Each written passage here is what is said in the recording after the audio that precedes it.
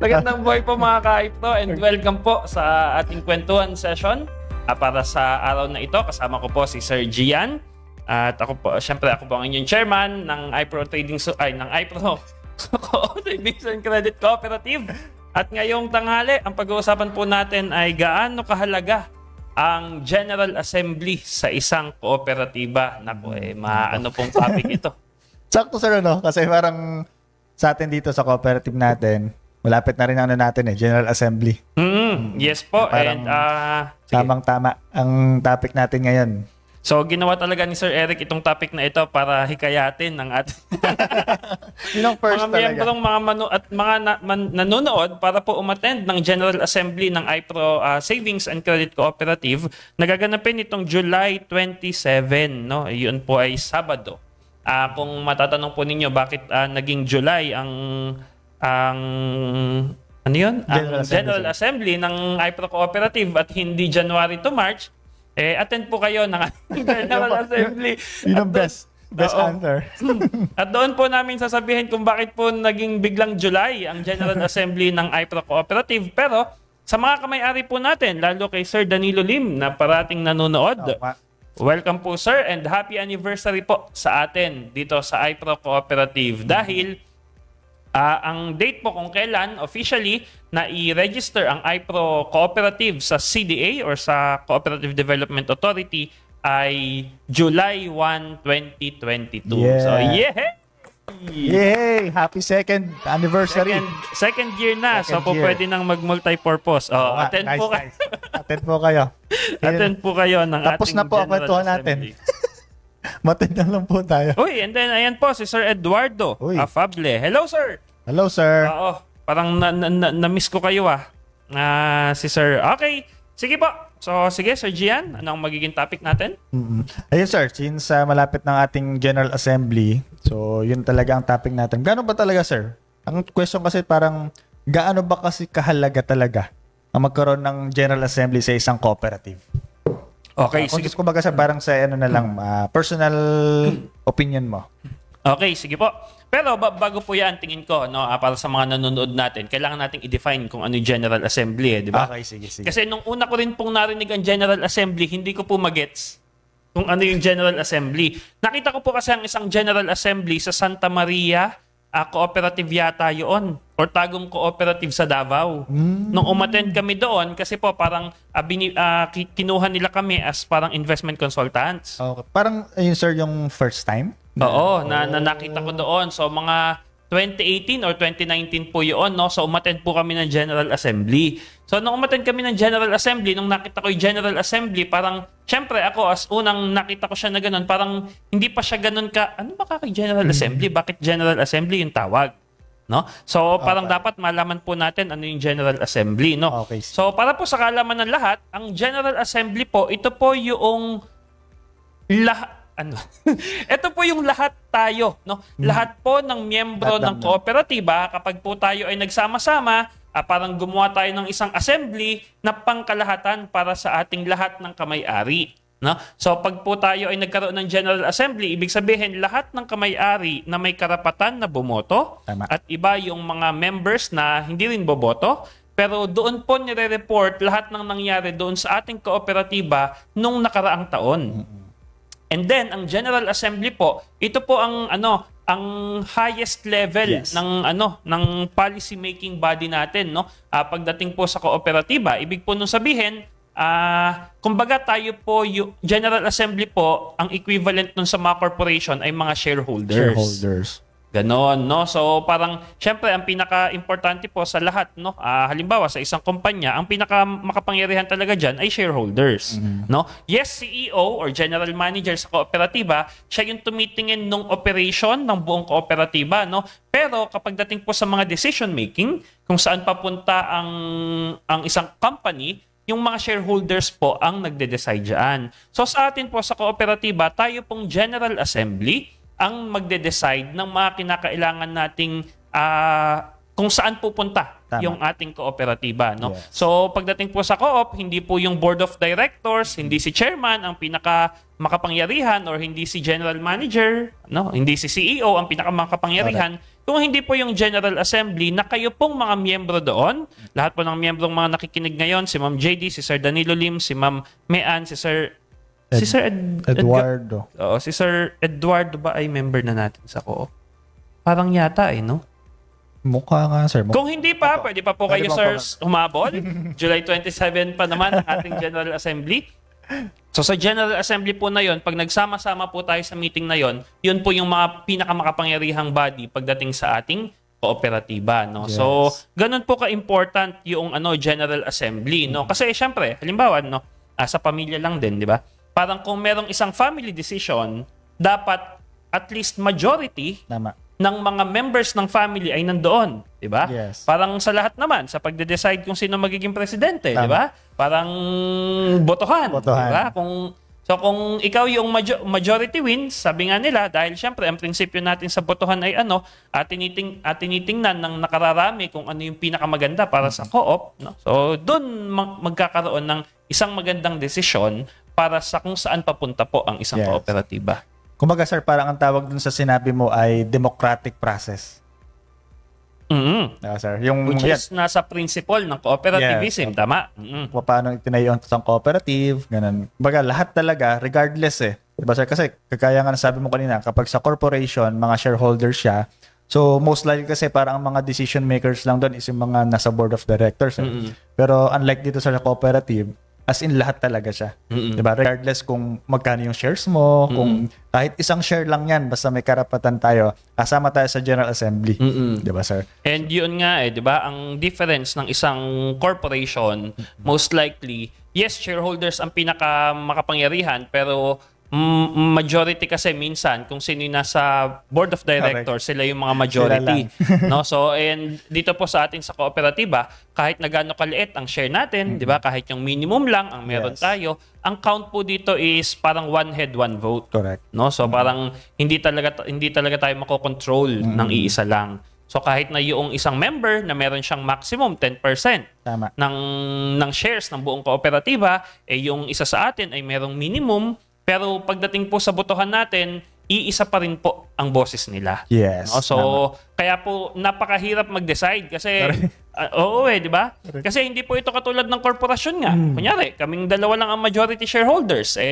Kung ano yung decision namin, doon tayo Yun lahat lang. pupunta, di ba? Dito po kinakailangan natin yung tinatawag nating quorum, di ba? Para makapag-decide.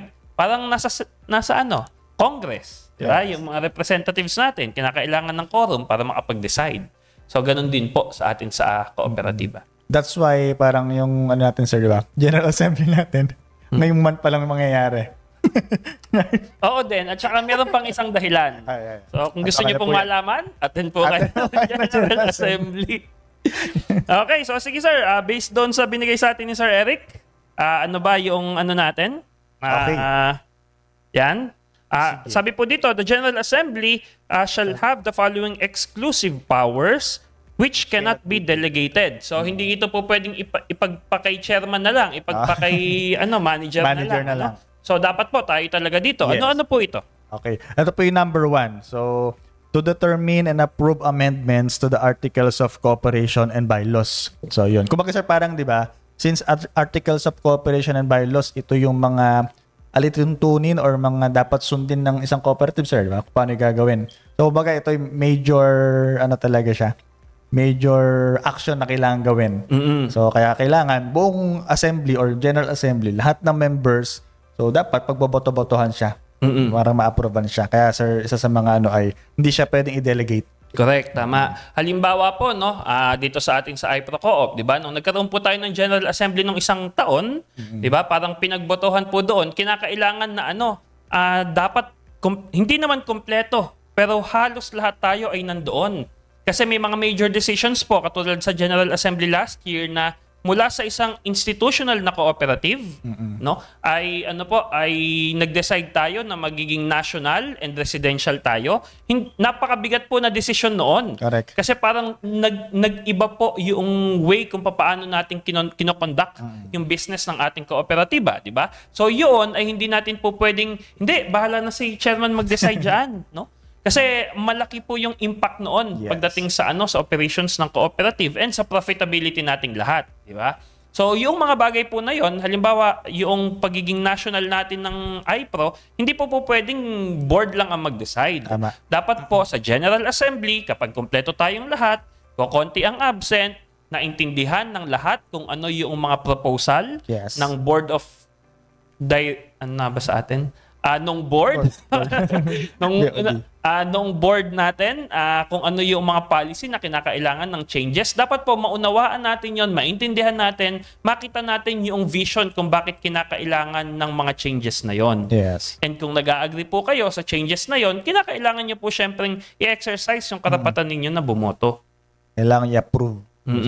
Kasi po minsan sa atin sa mga members, ito po talaga yung paraan para nang sa ganun ay makapag-contribute tayo sa ating kooperatiba, no? Lalo po sa mga members natin na mga OFWs, katulad nga nila Sir Danilo Lim, nila Sir Eduardo Efable. So doon po maririnig yung boses ninyo, doon po kayo makakapag-participate sa mga ginagawa natin sa cooperative. Yes. No? And then doon din po, syempre, maririnig yung doon din po sa General Assembly, doon din po kayo po pwedeng magbigay ng mga suggestions na gugustuhin ninyo kasi nandun po lahat. Correct. No? Pero this time po sa atin, sa iPro, no, sa magiging General Assembly po natin ng July 27, ang gagawin po natin doon ay a week before ng General Assembly, since tayo po dito sa iPro ay kalat po tayo, may mga OFWs po tayo and gusto natin maging efficient yung ating General Assembly. Kasi nung umattend ako doon sa General Assembly sa Davao, pumunta kami ng umaga. Kakausapin sana namin yung someone from the board. Nagje-General Assembly pa sila. Part niya. Okay, sabi namin, mga po kaya ito matatapos? Sabi namin, mga after lunch, sir. Sabi. So sige po, balik na lang kami ng after lunch. Bumalik kami alas 3 ng hapon. Nagje-General Assembly pa rin. So mula alas 9 hanggang alas 5 yata, maghapon po yung General Assembly. Kasi syempre, lahat po doon ay nire-report. Nagre-report po yung management, nagre-report yung marketing, yung finance, yung credit committee, yung mga committees pa na iba. No? So napakatagal po. Pero syempre, dito sa atin sa iPro, ang gagawin po natin is, yung mga reports po ay isisimplify natin, isushoot na po ng mga magre-report. Like sila Sir Eric, no? Gagawin na po nating video. Kasi po, pag video, mabilisan kasi pag video di ba? Dahil direct to the point. Minsan kasi kapag nire-report pa natin na ganito, di ba? Parang... mas marami pa ad-lib, sir. Oo, na-ad-lib, di ba? So, ang gagawin po natin ay yung mga reports, isushoot po ng lahat ng mga member, ng mga personnel natin na kinakailangan mag-report. Isesend po yun sa inyo, sa mga members natin, a week before ng General Assembly. And then, yung mga questions po ninyo, mga inquiries po ninyo, ipapadala nyo po yan sa atin para po nang sa ganon, sa mismong General Assembly, ang gagawin na lang po natin ay yung pagbubutuhan, yung pag-release po kung ilang % yung naging dividend natin, at saka po question and answer na lang. Yes. Para po nang sa ganon, mas mabilisan tayo, no? Para hindi na tayo isang araw kang nakaupo, nakatingin sa Zoom, di ba? So para rin po sa time ng lahat sa atin, mas efficient yung magiging General Assembly natin, ganun po yung gagawin natin. Tama. Saka naman sir, para mas mas mapapabalis din, di ba? Hindi na yung 9 to 5. So since na-attendan mo sir na General Assembly, buong maghapon. Meron pong ibang General Assembly 2 araw. Ganun po siya katagal, no? Pero syempre tayo naman sa co-op, konti pa lang naman po ang mai-report natin dito. So, i-video na lang po natin since meron naman po tayong capability na ganun, and then magmi-meet na lang po tayo sa General Assembly, mga 1 to 2 hours lang. And then tapos na po yung General Assembly natin. Yes. So, ang important kasi doon is yung botohan natin doon sa mga policies na nakapropose. Saka yung mga changes talaga, sir, yes, sir, na ginawa natin. Ayun, saka speaking nga din, sir, since may mga reports na tayo nabanggit dyan, so ang number 2 natin dito na exclusive powers ng General Assembly is to elect or appoint the members of the Board of Directors and to remove them for cause. So, yun, di ba, sir? Pwedeng magpatalsik din pala mga General Assembly. Oo naman. Diba? Para po doon sa ano. Pero dito po sa atin sa iPro, hindi po magpatalsik, magdagdag. Dagdag. Lalo na po sa committee. Lalo yung mga committees po natin, ano, meron po tayong mga people doon sa mga mga members para doon sa mga natin, sa mga very important na mga committees natin. May mga committees pa rin po na kinakailangan nating fill upan, Yes. ng mga ng mga people na mga magki-care talaga para doon. Kasi po kapag hindi po tayo nag-elect, ang mangyayari po doon is mag-a-appoint lang na naman yung ating mga yung ating board, no? Syempre po mas mainam sana na talagang magkusa tayo. Yes. Para doon sa mga committee. Ano naman po ang iPro As you know, online naman po tayo. Majority sa natin, no, sa mga meetings natin ay online na rin naman. So kahit po nasa ibang panig kayo ng mundo, pwede po kayong humawak ng mga committee. Tama. Kung saan po kayo really passionate. 'Di ba? Sa gender and equality ba? Na committee, sa audit committee, etc. So kung saan man po. Or sa education committee. Parang ganun. Kasi naman, sir, di ba? Isa lang naman yung goal natin eh. Kung may common interest naman tayo, so yung lahat ng magiging natin doon is isa lang naman yung magiging objective. Tama. And even po sa board of directors. Ino-nominate ko po siya chairman. Hindi pa. Except as chairman. Hindi pa yung promise ko yung promise ko nung a year ago na bibigyan sana ako ng at least 5 years para po mai-plot natin lahat ng kinakailangan natin sa co-op. Anyway, sige sir. Wala pa pong 1 year. Naka 1 year na ako ngayon. 2 years na ako actually. So meron pa akong 3 years pa. Pero 4 years pa, sabihin mo na. Alright, sige sir. Okay, next ay to approve developmental plans of the cooperative. So, yun. Yes, sir. Kasi ang board po ay meron ng nagawa ng developmental plan, no? Kahit papaano po, meron na rin namang na-execute nung first half ng year. Nga lang, syempre po, kinakailangan kasi nating kinakailangan nating i-match lahat ng mga nangyayari, 'di ba? Yung operation side and then developmental side, parang kinakailangan mo siyang i-weigh. Hindi ka masyadong andito lang, pero hindi ka rin naman masyadong nakukulangan ka masyado dun sa kabila. And vice versa, no? So yun po yung minsan po kasi 'di ba, ang co-op naman po natin ay meron po tayong mga may mga employees. Umanan po kayo ng General Assembly. Malalaman po ninyo yung personnel natin. Doon na detailed. Oo, doon na po yung details niya. Pero, syempre po, sa developmental plan kasi, dito po isa talaga, lalo sa mga malalayo po dito sa atin sa Nueva Ecija, no? Dito po kayo makakapag-propose ng mga po pwede po nating gawin. Yes. No? And yung mga nakikita nyo na improvement pa sa ating cooperative based po doon sa doon sa report.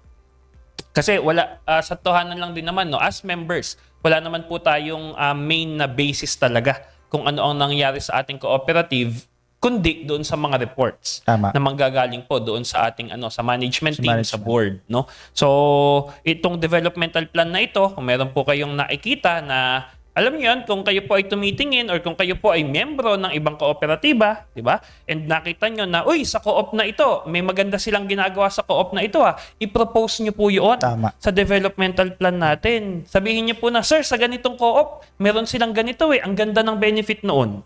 Pwede para po nang sa ganun, makapagtulong-tulungan po tayo, yung mga committee o yung management, para tingnan natin kung paano po natin siyang maipupush. O kung, tama, kung mapa-execute, sir, kung paano siya ma-execute.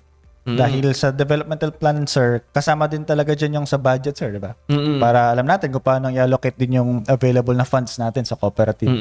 Tama. Kasi po, syempre, lalo ngayon na small pa lang naman ng iPro, majority of the time po talaga ng mga personnel natin ay nandun sa sa operations. Minsan ang hirap doon sa research and development di ba? Kasi parang time consuming din kasi ang research and development. Now, kung ang mga members po natin ay merong mga magagandang idea, then welcome na welcome po yan. Yun po ay magagawa lamang natin kung tayo ay a-attend ng ating General Assembly meeting. Yes.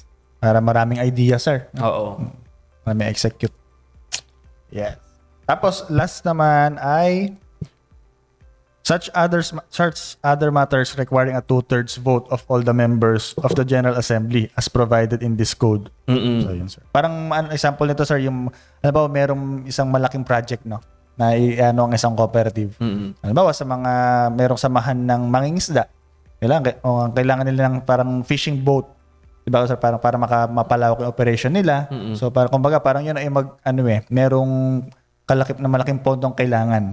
So, kailangan ng General Assembly vote doon kung paano nila maipupush yung ganong operation. Yes, sir, tama. So, ganun po, ganun po ka-important, no, na tayo ay attend ng General Assembly natin. Kasi ito lang naman po ay once a year lang naman ito, no?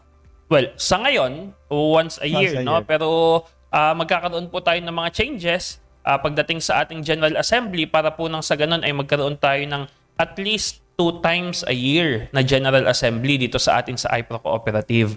Kasi po, since bago pa lang ang ating kooperatiba, mas mainam po na na parang mas actively pagtulong-tulungan natin siya kung paano tayong mag-grow. And magagawa lang natin 'yon kung mas alam mo 'yon, kung mas participative yung mga members natin, and at the same time kung mas updated sila sa kung ano yung nangyayari dun sa sa ating kooperatiba talaga, no? Sa finances lalong-lalo na. Yes. Yun ang pinaka-important din, sir. Oo. Hindi po natin magagawa yun kung hindi pagbobotohan ng General Assembly na dapat ang meeting natin ay dalawa. Isang General Assembly and then isang ano tawag dun, sir? Special General Assembly. Nagagawin natin yon ng ganitong buwan every year. Year. So parang ganun po siya. Or kung mas pa, sir, no? Depende din talaga, sir, sa need, no? Kailangan natin siya. Yung SG o yung Special General Assembly na gagawin natin.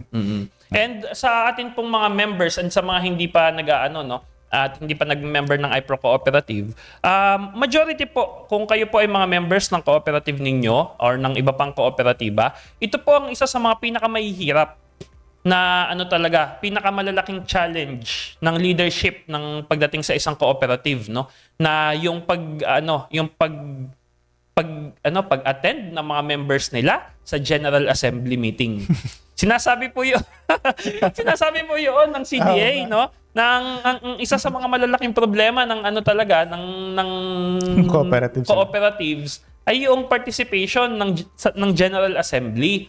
No? Kasi po syempre, actually kung titingnan po natin historically, magaganda po yung operations ng mga cooperatives, lalo yung mga matatagal na cooperatives, di ba? Ang gaganda ng mga returns na binibigay nila and ang gaganda ng mga services na pinaprovide nila doon sa kanilang mga members. Yun po yung sana yung gusto nating mangyari. Nga lang, sabi nga doon sa CDA, ang pinakamahirap daw na gawin is maging active yung mga members doon sa cooperative, no? Ang truth naman po is very challenging ang pagmamanage ng mga cooperative, di ba? Si Ma'am JD nga na high blood na. Tumaas na cholesterol, di ba? Hello, Ma'am JD. Nanonood ka. Dahil sa operations, di ba? ng ating cooperative, ano? So parang kahit pa paano po, kinakailangan po namin yung help nyo doon, no? Para po makita natin. Kasi, syempre, ang goal naman natin sa iPro Cooperative ay, kunyari, no? Kung makikita po ninyo, meron po tayo halimbawa yung HMO natin dito sa ating cooperative, no? Congratulations po doon sa 2 yata or 3 bagong member natin na nag-avail po ng HMO. Yung isa po 65, yung isa nasa 50s na. Wow. Ang binayad lang po nila doon 4,000. Pag ikaw ay kukuha nun sa labas, mga 30 milyon sa ganung edad. So, yung mga benefits po na yon, yung mga maliliit na simpleng bagay po na yon, na kinakailangan nating ipatronize din sana. Kasi syempre, ang gusto nga natin sa cooperative natin ay yung holistic approach. Yes. Diba? Pagdating sa wealth building. Kasi sa akin din naman po na-experience ko na po yan since parang nasa investments ako, diba? Ng ilang years na, 8 to 10 years na sabihin mo, no? Parang sa mga investments kasi, yes, maganda po ang investments, pero dadating po kasi yung time sa buhay ng isang investment na realize ko lang din na may market cycle talaga kahit sa negosyo. Merong cycle na maganda, yung nangyayari sa investment, di ba? Maganda yung nangyayari sa business. And then may cycle din na hindi maganda yung nangyayari doon sa business. Ups and downs talaga. May ups and downs talaga, no? Wala naman pong investment na napaka-perfect, no? Even po investment sa mga cooperative, wala naman din talaga. Parang ang importante na lang doon is yung transparency and then yung intention talaga pagdating doon sa investments. Ang isa ko pong naging malaking realization dyan, parang invest tayo ng malaki. Pero important din talaga yung mga insurance. Yung life insurance and then lalo yung medical insurance, no? HMO. Kasi kailangan po natin tanungin yung mga sarili natin na what if parang yung worst case scenario. Ako nga, parating ganun yung tanong ko Hindi ko pa rin ina-expect na may mga ibang investments na talagang mga nalugi. No? Hindi naman nalugi, pero nagkaroon ng mga delays, hindi mo pa makukuha ngayon yung returns na ina-expect mo. Yung ina-expect mo na 3 years lang, meron ka na, ma-extend pa siya ng 5 years, 8 years, 10 years. So yung mga yaan po. And then sometimes financially, since tied up yung pera natin sa mga investments na yon, nakakadagdag sa stress kapag wala kang mga health insurance. Which yun talaga, sir, yung mga events na hindi na natin control din na mangyayari. Kahit gaano pa tayo let's say, resilient siguro? Sabihin mo na kahit na gaano ka ka-informed, kahit na gaano ka well-versed, kahit na gaano mo ni-research lahat, ginawa mo yung due diligence mo, talagang nangyari po na may mga investments na hindi nag-work, no? Or may mga investments na nadidelay, or mga businesses na iba yung naging result doon sa una mong pinlano. Tama. Kahit na well-prepared ka, parang life happens lang talaga minsan, no? And kapag po nangyari yung mga ganon, and then wala tayo yung mga protection na ganito, yung HMO, yung mga insurance na yan, no? Dito naman po sa iPro, hindi naman po kami nagbebenta ng hindi po kami nagbebenta ng insurance. Hindi rin po kami nagbebenta ng ng health card, no? Kasi yung mga health cards po na yan ay sa ibang mga companies po yan, no? Kumikita po yung co-op diyan pero napakaliit lang. Attend po kayo ng General Assembly. Makikita nyo na halos walang kinita yung co-op natin doon sa mga products na ito. Pero bakit natin to ine-educate? Bakit natin to pinupush doon sa mga members natin? Para po maging holistic yung approach natin. Kasi what if napakalaki ng investment mo, di ba? Hindi pa siya ganun, hindi mo pa siya pwedeng kuhanin or lugi pa siya. Papaano kung bigla ka nagkasakit? Tama. Marami po ang kakilala na ganyan yung nangyari. Bigla ka nagkasakit. Kailangan mo lusawin yung investment mo, hindi mo pa siya makuha sa kung anumang kadahilanan. Wala kang health card. So lahat ng mga assets mo, mas lalo ka pang mai-stress kung saan kukuhanin yung pera. Kung meron ka mga HMO na ganito, meron ka mga insurance, medyo may medyo comfortable, medyo may peace of mind ka na, sige, pasok na ako sa ospital. Logi pa yung investment ko doon, at least merong magko-cover for the meantime. Parang ganun po siya. Para hindi po tayo mag-liquidate kaagad noong mga assets talaga natin. So, yun po. Yung holistic approach, yan po is part ng developmental plan natin pagdating sa ating kooperatiba. No? So, kaya dapat po maipag-participate kayo pagdating po sa ating General Assembly meeting. Tama. Ayun, sir. Speaking, nag-comment nga, sir, dito si Sir Eric. Sabi ni Sir Eric. Ay, wala. Sige, sir. Ano yung sabi ni Sir Eric? Wala yung comment ni Sir Eric, Wala yung loads ko dito. Sige, sir. Go. Lang, sir, Sir, pwede bang pa-retype? Nawala, sir. Sir Eric, ano daw po yung inyong sinabi? Sabi ni Sir Gian. Ayun na. So, inaanyayahan ko po kayo. July 27, Saturday, 2 p.m. Magkakaroon po tayo ng General Assembly meeting dito sa ating iPro Cooperative. Okay? Ito po ay open para sa lahat ng mga members at para na rin sa mga hindi members. Invited po kayo. So kung kayo po ay naghahanap po ng mga cooperatives na po pwede niyong pag-investan, po pwede po kayo mag-message dito sa ating Facebook group para po nang sa ganon, maibigay po namin sa inyo yung link kung saan kayo pwedeng pumasok at makita niyo po kung kumusta ang iPro Cooperative. Yes. So, ito na, sir. Yan. Thank you sa nagbigay ng cellphone. Ito na comment ni Sir Eric. Ang insurance ay parang spare tire. Gusto mong meron kang spare tire pero hanggat maaari ayaw mo magamit. Tama. Ayan, si Sir Eric din. Alam din ni Sir Eric yung sinabi ko po, no? So, syempre, walang walang guarantee dito sa mundo, no? Pagdating sa mga investments din. Yes. Alright? Kagaya ng sabi mo, sir, life happens talaga. And sa cooperative din naman po, di ba? Maraming cooperative, maraming mga credit companies na they were doing really, really well. And then biglang nagkaroon ng pandemic. Tama. Life happens. So, ganun lang po siya. No? So, pero pagdating sa atin sa cooperative, yung mga developmental plan natin para po nang sa ganun ay maging mas holistic pa yung approach natin pagdating sa wealth building ng lahat ng mga members natin. Dapat ito muna, etc. Yan pong mga yaan ay madidiscuss natin sa General Assembly meeting. No? And hopefully po, doon sa mga proposal, ng board, proposal po ng management team, makita nyo po siya na maging makakatulong pa lalo sa inyo. Yes. Okay. Yes. Okay, mukhang okay na, sir. Ang ating live ngayon. May nag-comment pa ba? Ala naman na. Alright. Ayun, sige. So, kung gusto po natin pa talaga ng detail, attend po talaga tayo ng General Assembly. So, lalo na po sa mga members na po ng ating cooperative. And sa mga gusto po magpa-member, sir, pwede naman din sila na mag-attend. At least para magkaroon sila ng idea kung ano ba yung situation na ngayon ni cooperative ni iPro and sa mga future plans na gagawin pa natin. So, yun. Yun lamang po.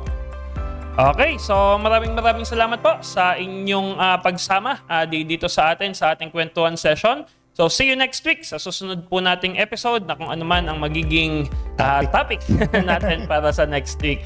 So, again, thank you po at wina-welcome po namin kayo sa iPro Savings and Credit Cooperative. So, parati po nating tatandaan na ang kasaganaan ng buhay ay napagtutulungan. See you po!